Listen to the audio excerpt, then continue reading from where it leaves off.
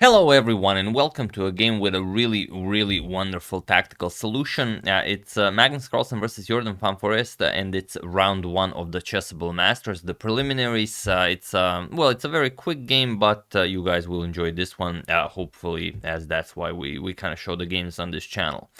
So Magnus has the white pieces and he opens with d4. We have d5 by Jorden, c4, e6, knight to c3 and c5 now, going for the Tarrasch defense.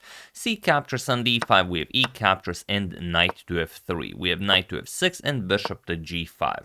So this is all very standard stuff. Bishop to e6, Jorden continues development, and now d captures on c5. Bishop captures on f6 is also playable, e3 is also playable, so you can continue developing, or you can play forcing lines if you know how to play them, and of course Magnus does. Bishop captures on c5, e3, and now knight to c6. We have bishop to b5, pinning the knight, and here there are a couple of known moves in classical chess. For example, castles is a known move, a6 is a known move, but the move Jorden plays h6 is a new move, so already as of move 9 we have a completely new game. Now Magnus captures on f6, we have queen captures, Jorden gets to develop his queen very nicely here, but there's the problem of the d5 pawn. Why is the pawn not defended? Well, Magnus captures it and he asks Jorden, why is your pawn not defended? And Jorden says, well, because I want to capture on b2. And that's a very brave decision. Probably the soundest option for Jorden is just captures here, and after queen captures, the bishop to b4 check will pose some problems for Magnus, but after king to f1, he will have a very nice attacking setup. He can even play h4 in the future, maybe even play rook h3, rook g3, if Jorden castles king side. So this would be one way to do it, but Jorden captures on b2, and now it's Magnus to move. And here he goes for the instant knight to c7 with check. Now, it seems like it doesn't matter whether you go knight to c7 check first or bishop captures and c6 check, but here it kind of does, because if you capture first, then it's forced. This comes with check, and after b captures, knight to c7 also comes with check. The queen is controlling the d file, so you have to move the king either to f8 or to e7, but it's better to e7 because we also want to get the king side rook into the game. Now castles, we don't want to grab the rook and face bishop to b4 check, and now after rook 8 to d8, attacking the queen, queen a4, and the black is completely busted. That's there's not all that much you can do here. The pawn is hanging. Let's say you defended queen b6. We're gonna play knight captures on e6, and after f captures, knight to e5, and it's just a terrible position. The knight to g6 is being threatened. Knight captures on c6. Everything is just hanging, and you will not be able to play this. But okay, this is rapid chess. Magnus goes for knight to c7 check first, and now it's a little bit different because now after king to e7, you don't really have bishop captures. This will not come with check. If you play this to get the exact same position, then we already move into a completely different line where black is much more active. So instead we have castles here after king to e7. Magnus doesn't want to see this bishop to b4 check with his king on e1 still. Rook 8 to d8 attacking the queen, and now just queen to c1. Magnus offers a queen trade, claiming that he will have a much better endgame. So here queen captures, we have rook captures on c1, and now king to d6. And it seems like up until this point it was still playable, but after king to d6, Magnus is now completely winning, but you have to really spot why, and this is not an easy one, so feel free to pause the video here and find the solution to this one. While I give you a couple of seconds, you will enjoy it if you find it, and you will be very happy with yourself. So have at it.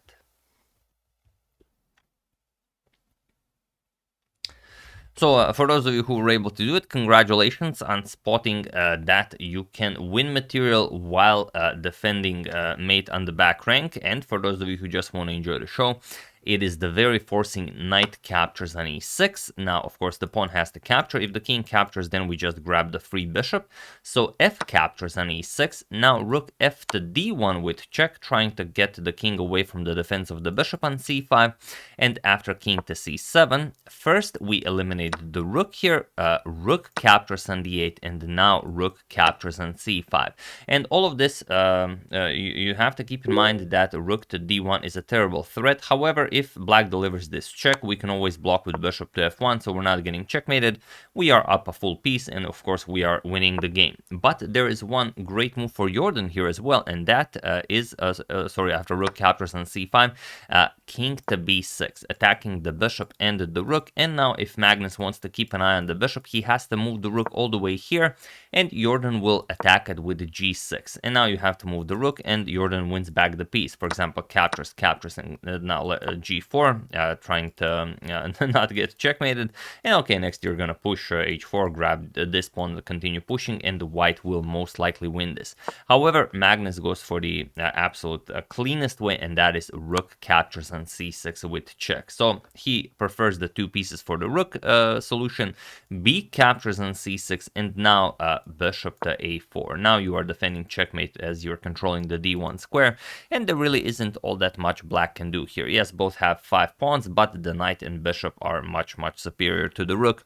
Also, Magnus has 2 pawn islands, whereas Jorden has 4 pawn islands, as you can see here.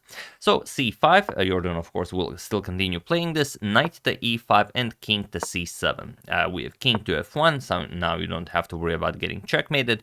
Rook to d2, a very active move with the rook, and bishop to b3, guarding the a2 pawn. Rook to b2, and now pawn to h4. We have rook to b1 check, king e2, king to d6 now, and f4, just defending the knight. So this is now the easier part of the game for Magnus. Rook to b2 check, king f3, rook to b1, and now pawn to g4. Now the pawns are marching forward on the king side, and the pass pawn will soon be created. Rook to c1, we have g5, king to e7, and now king to g4. We have rook to e1 going after the e3 pawn, but Magnus says you can have that one, I'm gonna gobble up all of these pawns. So king h5, rook captures on e3, king to g6, and now h captures on g5. Just h captures, we have king to f8, and now knight to d7 with check, going after the c5 pawn. You defend this one, but then you give up this one. It's impossible to keep an eye on everything. King back to e7, knight captures on c5, and now as this pawn is also being attacked twice, just e5. But Magnus advances the f pawn. So king to d6, we have knight to e6 going after the g7 pawn, e4, and king captures on g7. We have rook to f3, and now just f6. The knight is defended, so you can just start pushing your pawns. E3, Jorden also starts pushing his pass pawn, but now knight to d4. And it was in this position on move 41 that Jorden van Foreest resigned the game, as there is nothing more to be done here.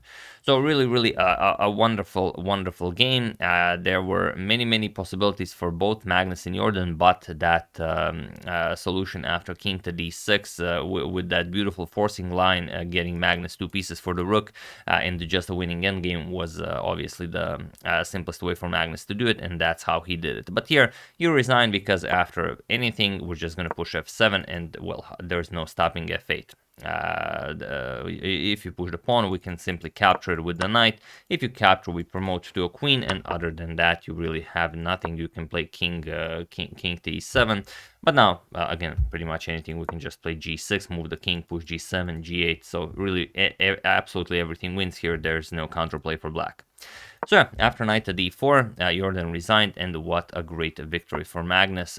King to d6, and now, I mean, this is one definitely for the books, and also if you guys want to, memorize it or print screen it or even print it, so you can share it with everyone, that is up to you. So yeah, once again, hope you guys enjoyed it. This is only the first game that we're covering from day 1 of the Chessable Masters. If you guys have any of your favorites, do use #suggestion and we will go over them. I would like to thank David Kimura, John Guilfoyle, Dominic Novielli, Adam Rosenberg, and Francis Eyre for your contribution to my channel. Thank you a lot, I really appreciate it. As usual, you can check 2 of my previous videos here. Thank you all for watching, and I will see you soon, continuing the coverage of the Chessable Masters until it ends. So thank you all, I will see you soon, and have an excellent rest of your day.